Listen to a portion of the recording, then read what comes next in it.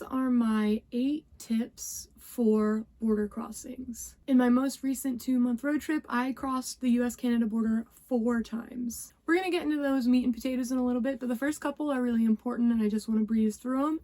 Don't go grocery shopping for produce before you cross the border. There are a few specific produce items that they will take if you try to cross the border with them. I know tomatoes is one, I think possibly peppers and onions, but better safe than sorry, just wait till you get there. This one's funny to me because I crossed all 4 borders. I did 4 different borders with all of these fellas.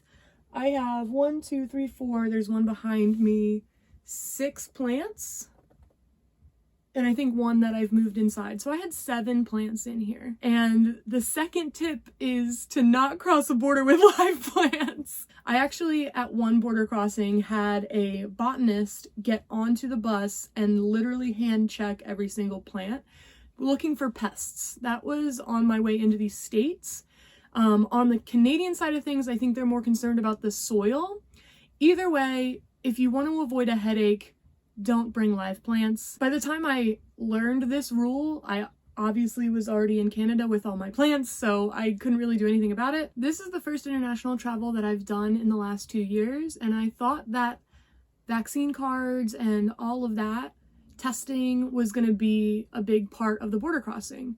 They only checked my vaccine card at 1 of the 4 borders that I crossed. The reason I think they asked for my card is because I didn't have the ArriveCan app, which brings me to number 4. At my second Canadian border crossing, they said if I didn't have the ArriveCan app the next time, they wouldn't let me through.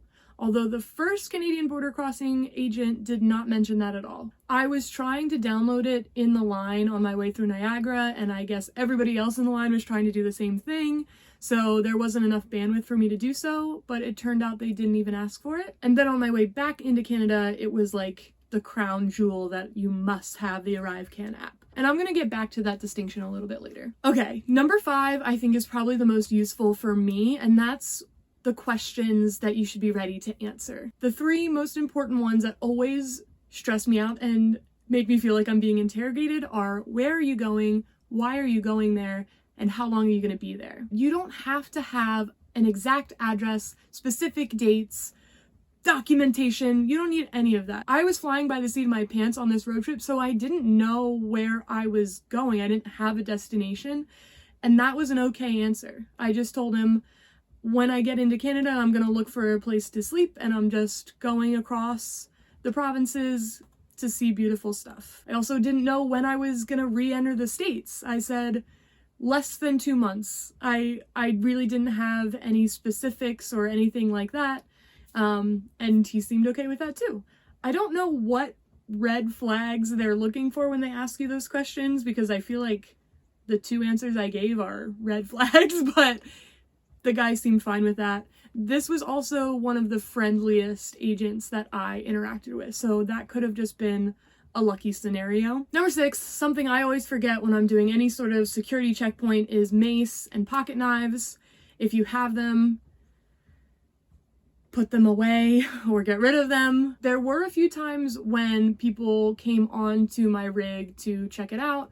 They opened cabinets, they peeked in, my little trinket jars, all of the miscellaneous. So hiding something and being dishonest about it might not work well for you. I think if you're nervous, honesty is always the best policy. Going back to the difference between the borders that I experienced. Number 7 is all about where you choose to cross the border and the difference between populated versus remote sites. My first crossing was Niagara Rainbow Bridge, which I'm sure you can imagine is very busy. I waited in line for maybe 15 or 20 minutes. It was also the most pleasant crossing once I actually got to the border agent and talked to him and got through. He was the nicest person that I interacted with. He was mostly just really into the rig and curious about my whole process. Next, I went from the Canadian Rockies into Montana, and that crossing was probably my most stressful. I had not seen another car in hours. I was probably the only vehicle for 100 miles, and every border crossing agent at this entire station was on my bus, checking things out, looking in my cabinets. This was where I encountered the botanist, who sort of like soothed me a little bit, because she was talking to me about like, oh, your calathea looks like it needs some help because it, you know, was dying. The first person I interacted with who was really like stonewalling me, I guess is what you would call it, he came out and brought Mochi a treat, but this was after like 10 minutes of questioning and them checking my stuff out that they sort of loosened up a little bit. And I have a lot of theories about why that is. They sort of have to assume that everything is a potential danger. My third border crossing, and the other one that got my heart racing a little bit, was at Port Francis. This was another area that was on the popular side, not nearly as busy as Niagara, but I still waited quite a bit to get to the agent. And this was also where they told me I needed the ArriveCan app. After my first experience getting into Canada, I didn't even worry about the app, so I was really surprised when he told me it was required. If you want to abide by the better safe than sorry rule of thumb, do this ahead of time. It is a bit of a process to fill out and have ready. This was another time when I encountered that stonewall to gentle transition. When I first got to the window, it was all very like serious, hard interrogation, question asking, and then it was a lot softer, like, oh, I like your rig, where are you going, enjoy your stay, yada yada type of stuff. It's a strange characteristic that I observed in more than half of the border crossing agents that I encountered. Let me know in the comments what your theories on that are. My last crossing was into Vermont from Quebec, and another pretty remote area. That was the second time that they actually got onto my bus and checked things out. It was a little bit less invasive than in Montana, but it still makes you feel like you did something wrong, you know? And I would prefer it not happen. I have this theory that the remote locations have, you know, nothing to do all day. They might see like 10 cars in a day.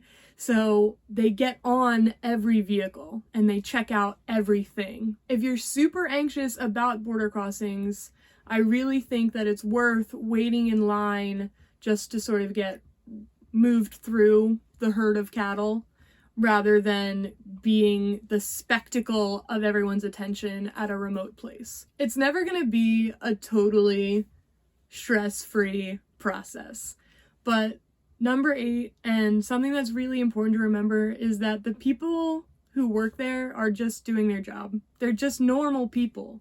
They're not out to get you. They're not villains. They don't want to stop you from entering. They don't want to ruin your vacation. They're just normal people doing their job. Those are all my tips. I really hope this helps. If you want to watch me cross a border through Niagara, you can click this video right here. And if you want to stick around and see what I have coming up next, click subscribe right there. Thanks for hanging out, and I'll see you next time.